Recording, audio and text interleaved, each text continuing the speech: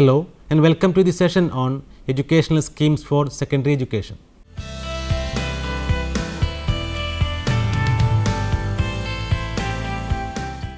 Education is the most important investment a country can make in its people and its future. Economic growth and social development of any country is invariably associated with large and sustained investments in education and training. The impact of investment in education is profound. Education results in reducing poverty and inequality, help in raising income, improving health, promoting gender equality, mitigating climate changes, etc. Education gives the people in a country critical skills to help them better provide for themselves and their society. It is a key to unlocking a country's potential for growth. In India, education is classified into elementary or primary, secondary and university stages. Elementary education provides the tool for learning, whereas secondary education teaches the ability to use them.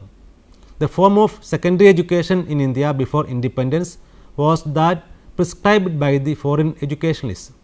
Initially, secondary education was considered a subsidiary to tertiary education, as its primary function was to prepare pupils for higher studies. It evolved as a process that catered to the needs of the elite or the socially and economically privileged group. Gone are the days when education became the right of a privileged few. Now, all have the right to be educated after the Right to Education or RT Act. Researchers from around the world suggest that secondary education is critical for breaking the intergenerational cycle of poverty in a country. Studies also suggest that secondary education provides huge beneficial impacts on health, helps in raising the marriage age, reduce fertility rate and improve child rearing practices. Now, with effect to globalization, it has been found that India has to generate technical power and develop new knowledge and skills competitive at the global level. The secondary and senior secondary education has a key role in enabling India to achieve this goal. Secondary education prepares people in a country for higher technical and professional education. In the context of emerging challenges of human development worldwide, such as conflicts, increasing inequality within and between nations, environment degradation and climate change, pressure to maintain a competitive edge through advancing science education, it is indeed crucial to invest in secondary education. Commissions and their recommendations on secondary education in India before independence. Ever since the Constitution was adopted, the focus of educational programs was concentrated on elementary education alone. As far as investment in education was considered, secondary education had never been the priority area of investment, but now the government is focusing and conducting activities with regard to secondary education. There had been several committees and commissions on secondary education in the pre-independence India. The Woods Despatch 1854. In British India, the Woods Despatch was the first official policy document of the colonial government for public provisioning of education that promoted the growth of secondary education. It presented a comprehensive scheme of education embracing primary, secondary and higher secondary education. Sir Charles Wood was the president of its board of control. The Woods Despatch provided a boost to secondary education in the country. The Hunter Commission 1880-83. The Hunter Commission made a thorough inquiry into the then conditions of primary and secondary education in India and suggested recommendations for its improvement. It recommended that the high schools should have two avenues, one leading to entrance examination of university and the other intended to fit the youth for commercial, vocational and non-literary pursuits. The Commission also suggested that the expansion of secondary education should be entrusted to efficient private enterprise and that the government should sanction granting aids to improve it. The Calcutta University Commission 1917. The Calcutta University Commission was also known as the Sadler Commission after the name of its chairman Dr. Michael Sadler. It found out that secondary and higher education are interlinked and recommended that improvement of secondary education was necessary for improvement of university education. The Surgeon Report 1944. The Surgeon Report suggested that the secondary course should extend over 6 years, the age of admission after primary education should be 11 and selection for secondary course should be unbiased and effective. It recommended that only those students should be sent to secondary schools who are well above the average ability and have exceptional aptitude for higher studies. Commissions and their recommendations on secondary education in post-independent India. In the post-independent era, many committees and commissions were again appointed to improve the path of progress of secondary education in India. Tarachand Committee 1948. The committee suggested that secondary schools should be multilateral and a commission should be appointed to investigate the problems of secondary education in India. University Education Commission 1948-49. The University Education Commission was under the chairmanship of Dr. Sarvepalli Radhakrishnan. This commission aimed at investigating the different aspects of secondary education and made important suggestions. The commission found out that the secondary education in India was the weakest link in the whole structure of education. It also recommended that students should be admitted to colleges only after completion of 12 years of their schooling. The commission recognized the importance of agricultural education and suggested that it should be included in all stages of education. Secondary Education Commission 1952-53. The Central Advisory Board of Education in its 14th meeting in 1948 advised the Government of India to constitute a commission to look into the matters of secondary education in the country. Hence, the government appointed the Secondary Education Commission, keeping in mind desirability of change from the prevailing system of secondary education, which was unilateral and predominantly academic in nature. The commission, also known as Mudaliar Commission, was under the chairmanship of Dr. A. Lakshmanaswamy Mudaliar, who was the then Vice Chancellor of the Madras University. The Mudaliar Commission was appointed on September 23, 1952. The commission was inaugurated on 6th October 1952 and it submitted its report on June 1953.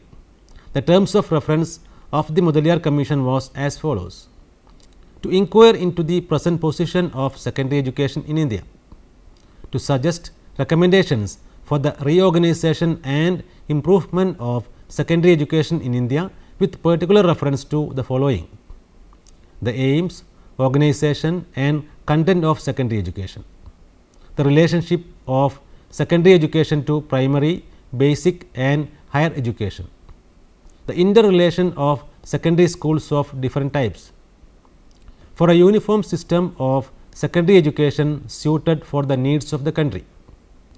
According to the Secondary Education Commission, the most outstanding and educationally relevant facts in the Indian situation was lack of national democracy among its citizens, extreme poverty of the country and absence of educational facilities needed for developing all aspects of human personality. The National Policy on Education, or NPE 1986. The NPE reiterated the views of Education Commission. It emphasized in improving equitable access to secondary education with a special focus on participation of girls, SCs and STs. The NPE and its program of action in 1992, while recognizing secondary education as a critical instrument of social change, called for its planned expansion. On the whole, from 1980s, secondary education passed through numerous ups and downs. With time, the programs, policies and objectives of secondary education underwent changes. Different government schemes relating to secondary education. Vocationalization of secondary education. The scheme for vocationalization of secondary education was initiated in 1988. The centrally sponsored scheme provided for diversification of educational opportunities as to enhance individual employability, reduce mismatch between demand and supply of skilled labor, and provide an alternative for those pursuing higher education. The scheme provided help for the students to prepare themselves for opportunities through a wide range of trades spanning several areas of activities provided in the form of several courses. These courses had flexible durations ranging from 1 to 3 years. The scheme provided for financial assistance to the states to set up administrative structure, area vocational surveys, and preparation of curriculum, textbook, workbook, curriculum guides, training manual, and teacher training programs. Strengthening of teachers training institutions. The right of children for free and compulsory education in India poses major challenges for improving the quality of teachers in schools. This scheme was initiated in pursuant to the formulation of NPE. It was launched in 1987-88 to create a strong infrastructure and institutionalized training system for both elementary and secondary school teachers. It was administered by the Department of School Education and Literacy. The scheme also provides for the strengthening of the State Council of Educational Research and Training, or SCERT. Improvement in Science Education Scheme. The scheme was initiated in 1987 to achieve improvement in quality of science education at the level of middle schools, high schools, and higher secondary schools. The main objectives of the scheme included the following: provide books for school libraries on science, provide science kits, upgrade the science laboratories in schools, establish new laboratories in schools and train teachers who teach science. Education Guarantee Scheme, or EGS. To run the EGS scheme, the government sanctioned the fund from DPP head. This scheme initiated to provide the facility of secondary education within 3 kilometers. Book Bank Scheme. This scheme provides textbooks to boys and girls of scheduled caste and scheduled tribe communities studying in class 6 to 12. Scheme of ICT at schools. The ICT scheme was launched in 2004 to provide opportunities to secondary school students to build their capacity for ICT skills. It was done through computer aided learning process.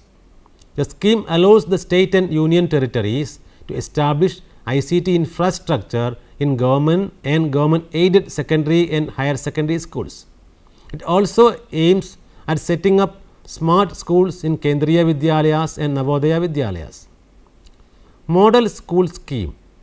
The scheme was introduced in 2008 and aimed at providing quality education to talented rural children by setting up model schools as benchmark of excellence at the block level at the rate of 1 school at a block.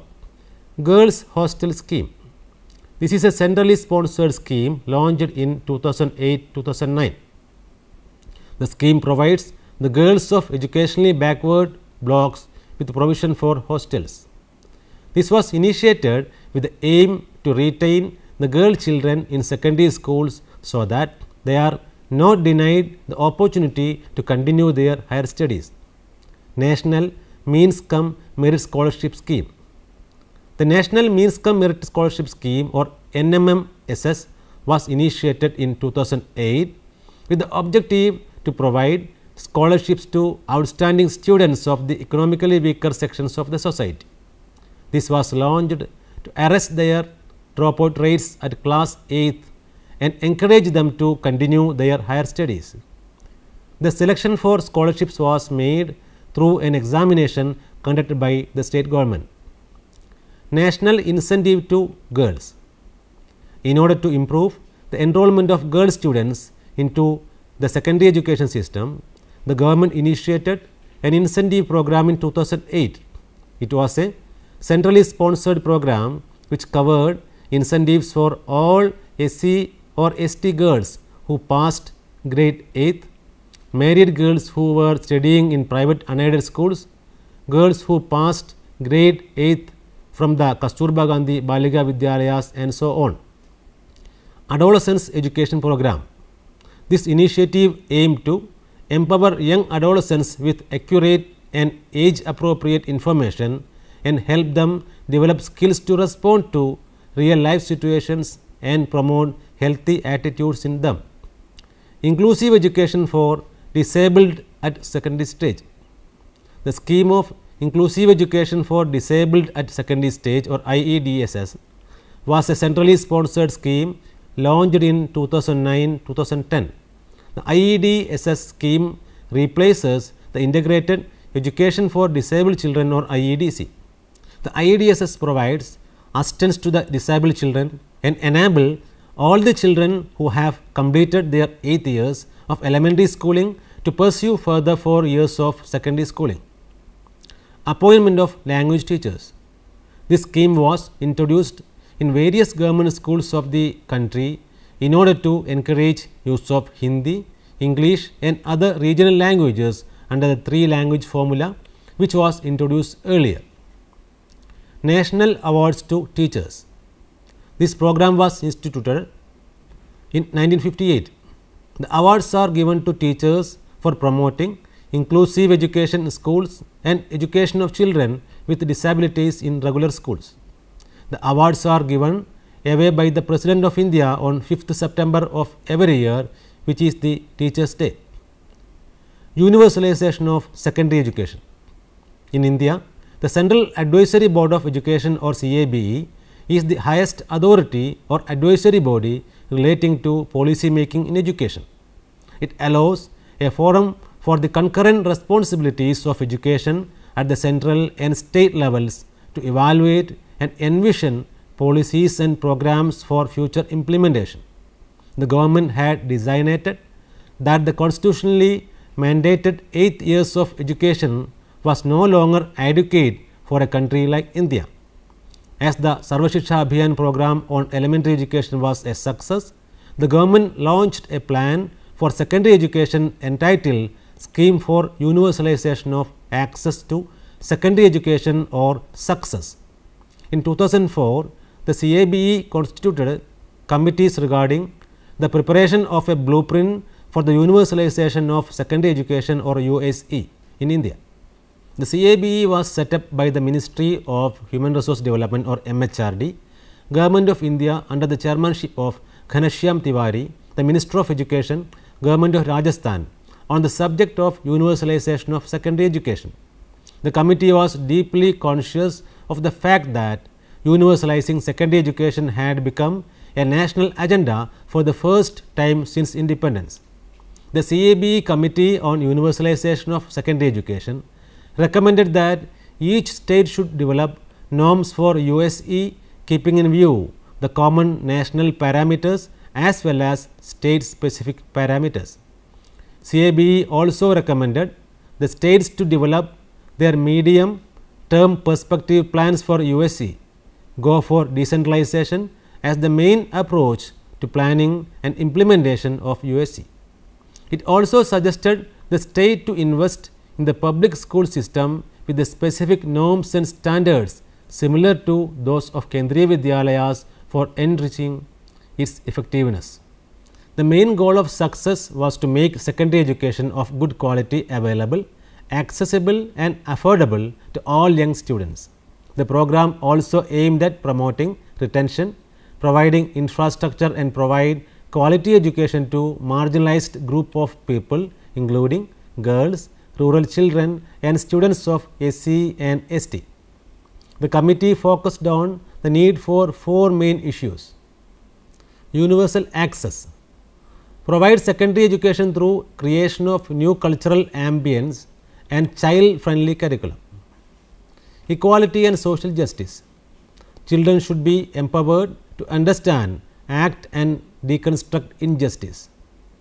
Relevance and development, the full potential of students should be identified. Structural and curricular considerations, gap should be reduced between world of work and world of knowledge. The targets for universalization of secondary education as per CABE committee included the following: universal participation by 2015, universal retention by 2020, mastery learning by more than 60% learners by 2020, universal higher secondary education by 2020. Universal access to quality knowledge and skills ensure that everybody has an equal opportunity to play a full part in work and society. The provision for free and compulsory education is all the more necessary for eradicating inequality of opportunity in a country like India, which harbors the largest population of poor. Improvements in secondary education depend on various factors including the economic backing, political will and greater understanding of how secondary education can bridge the educational needs of a population with rising primary school attendance and a higher educational system that meets the needs of the Indian workforce. The Rashtriya Madhyamik Shiksha Abhiyan or RMSA. Rashtriya Madhyamik Shiksha Abhiyan or RMSA was a centrally sponsored program launched on April 2009 with the objective of universalizing access to and improving the quality of secondary education of good quality, accessible and affordable to all young adolescents. The MHRD had launched this scheme for the improvement of quality of education at secondary stage to all young people in the age group of 14 to 18 by 2020.